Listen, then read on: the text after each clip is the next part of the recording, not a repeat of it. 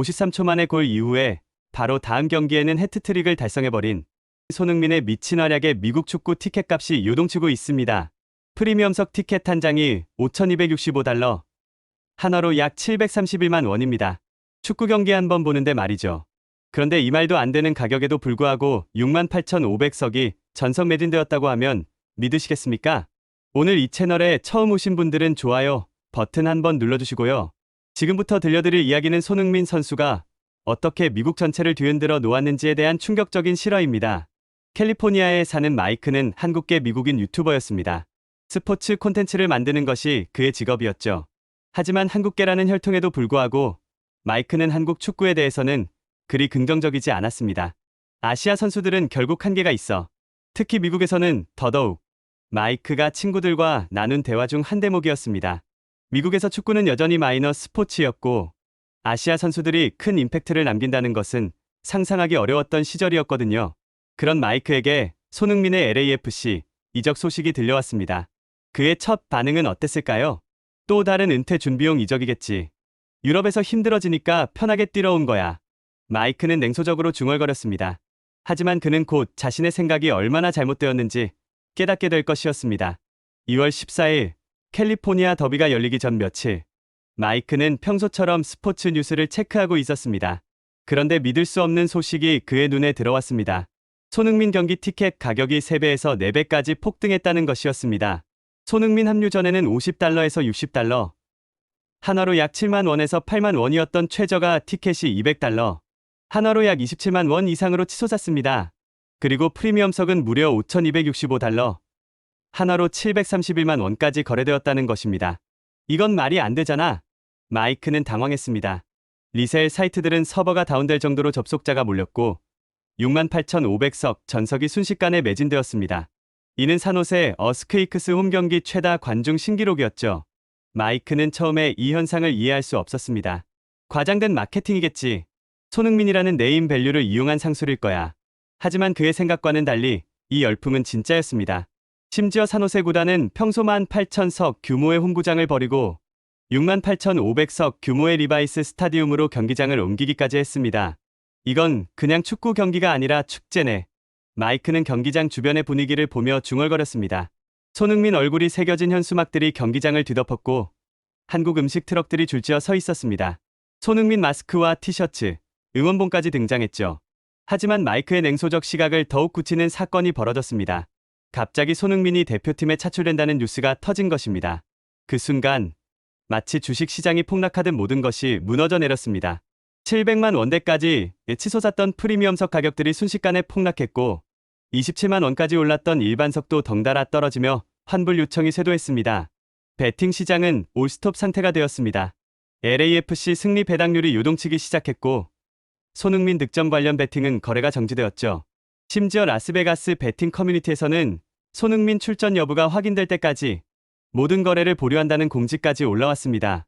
방송국들도 패닉 상태였습니다. CBS를 비롯한 주요 방송사들이 긴급 회의에 들어갔고 광고주들은 환불을 요구하며 계약 파기를 검토하기 시작했습니다. 봐. 역시 그렇잖아. 마이크는 이 상황을 보며 더욱 냉소적이 되었습니다. 아시아 선수는 이런 식이야. 중요한 순간에 빠져버리는 거지. 미국 팬들이 이제야 현실을 깨달을 거야. 산호세 구단은 진짜 패닉 상태였습니다. 이미 수억 원이 투입된 행사 준비 비용, 경기장 대관료, 굿즈 제작비까지 모든 것이 물거품이 될 위기에 처했거든요. 하지만 운명은 다른 시나리오를 준비하고 있었습니다. 손흥민이 대표팀 평가전에 출전한 후 부상 없이 무사히 복귀한다는 소식이 전해진 것입니다. 그 순간 모든 것이 다시 뒤바뀌었습니다. 일반석 티켓이 다시 27만 원대로 상승세를 타기 시작했고 프리미엄석은 700만 원대를 향해 치솟았습니다. 베팅 사이트들이 풀가동에 들어갔고 방송국들의 광고 슬롯은 전부 매진되었죠. 이게 뭐야? 진짜 비트코인 같네. 마이크는 이 상황을 지켜보며 당황스러워했습니다. 한 선수의 출전 여부에 따라 이렇게까지 시장 전체가 요동칠 수 있다는 것이 믿기지 않았거든요. 구단은 이 경기를 프라임타임 더비라고 명명했습니다. 손흥민의 활약이 돋보이는 특별한 경기를 묘사하는 새로운 용어였죠. 아무래도 직접 가서 봐야겠어. 마이크는 기자는 아니었지만 이 현상을 제대로 이해하기 위해서는 현장에서 직접 확인해봐야 한다고 생각했습니다. 그의 심정은 거의 긴급 취재에 나선 기자나 다름없었죠. 9월 14일, 마이크는 리바이스 스타디움에 도착했습니다. 경기 시작 2시간 전부터 벌써 사람들이 줄을 서 있었습니다. 그런데 놀라운 것은 그들이 입은 유니폼이었습니다. 검은색, 흰색, 금색, 심지어 핑크색까지. 손흥민 유니폼만 5가지는 넘게 보였습니다. 어떤 사람은 아예 손흥민처럼 분장하고 와서 머리까지 노란색으로 염색한 상태였죠. 와, 이 정도일 줄은 몰랐는데. 마이크는 분위기에 압도되기 시작했습니다.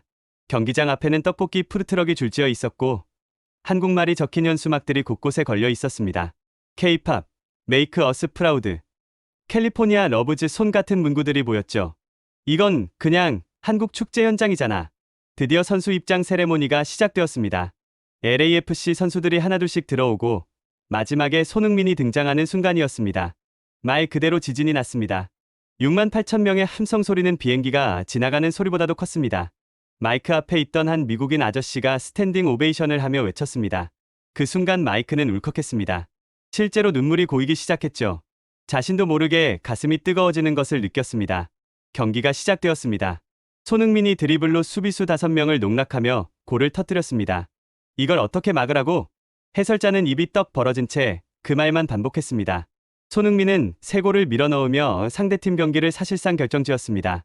LAFC 감독 체론돌로는 그 자리에서 고개를 절레절레 흔들며 말했습니다. 이 선수는 리그의 기준을 바꿔놓고 있습니다. 경기가 끝나고 나서 마이크는 더 큰 충격을 받았습니다.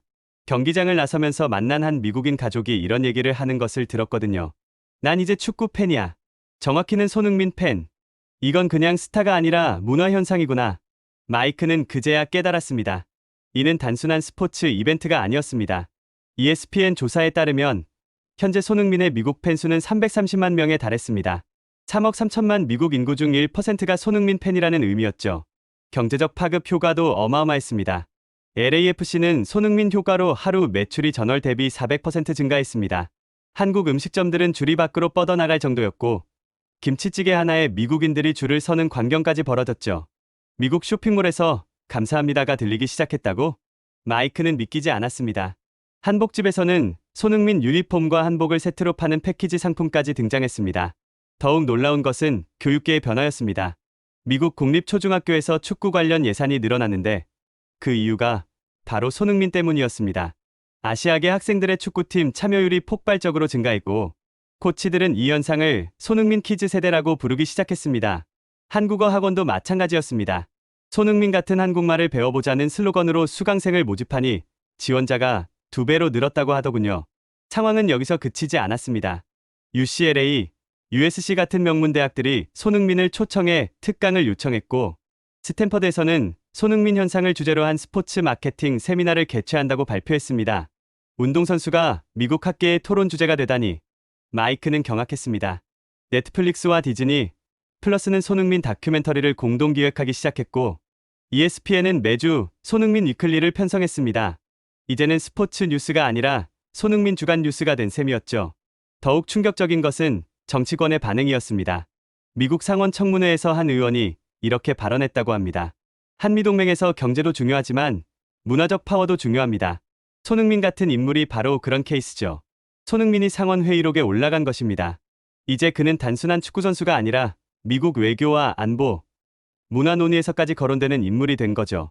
NBA의 스테판 커리도 자신의 SNS에 손흥민 사진을 올리며 이번 주는 슈퍼히어로와 축구 보러 간다고 게시했습니다. 샌프란시스코 미식 축구팀 선수들까지 우린 경기보다 손흥민이 더 기대된다고 말할 정도였죠. 캘리포니아 관광청에서 분석 보고서를 냈는데 그 경기 하나로 지역 경제 효과가 2,500만 달러에 달한다고 했습니다. 한국 돈으로 약 330억 원이었죠. 하지만 마이크를 가장 감동시킨 것은 손흥민의 인터뷰였습니다. 팬들의 응원에 감사합니다. 하지만 가장 중요한 것은 팀의 승리입니다. 이렇게까지 국민적 사랑을 받고 있으면서도 자기 자랑 한마디 하지 않는 모습에 마이크는 완전히 마음을 빼앗겼습니다. 더욱 감동적인 것은 미국 사회에 미치는 영향이었습니다. 한 미국 아버지가 아들에게 이렇게 말하는 것을 들었거든요. 아들아, 손흥민을 봐. 강한 건 힘이 아니야. 팀을 위해 헌신하는 그 마음이 진짜 강함이란다.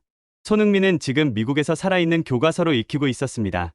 사람들은 그를 보며 축구를 배우고 인생을 배우고 심지어 한국어까지 배우고 있었죠.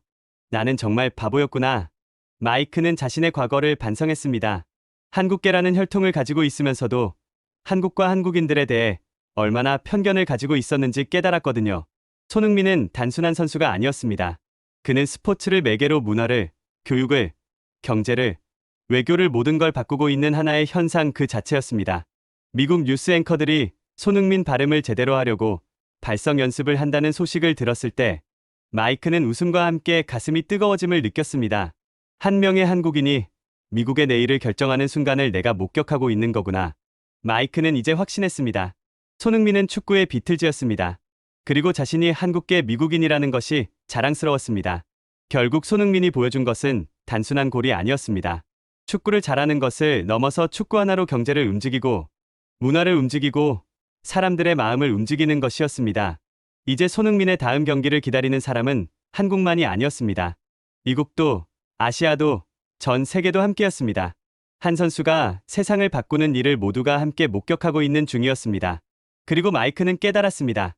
이 모든 이야기는 여기서 끝나지 않는다는 것을. 손흥민의 전설은 이제 시작에 불과하다는 것을 말입니다. 앞으로 또 얼마나 대단한 기록들을 써내려갈지 기대되는 손흥민의 활약이 어디까지 이어질지 궁금합니다. 끝까지 들어주셔서 감사드리며 멤버십 가입해주신 소중한 회원님들께 감사를 드립니다. 구독과 좋아요는 채널 운영에 큰 도움이 됩니다. 감사합니다.